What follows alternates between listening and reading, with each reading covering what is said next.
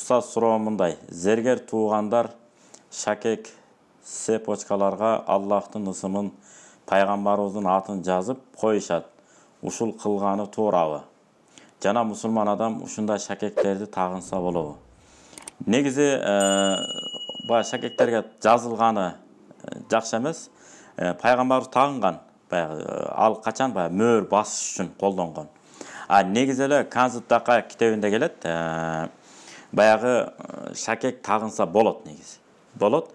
Болгону баягы алтын болбош керек, күмүштөн болсо болот. Жанагы баягы элдин көзү, назар атылганда ошолорду алаксытуу максатында, баягы эл алдында жүргөн, элге көп аралашып жүргөн, ушу жаман көздөн алып баягы пайгамбар хадис бар эмеспи? Фа иннал айна хаккун. Көз бар деген. Ошол көздөн сактануу максатында, сактануу дегенде кандай? Алаксытуу, көздүн тийүүсүн алаксытуу максатында колдонсо боло берет. Эгер Алла деген жазуу болуп калса, аны менен ошо ажатканага кириши мүмкүн.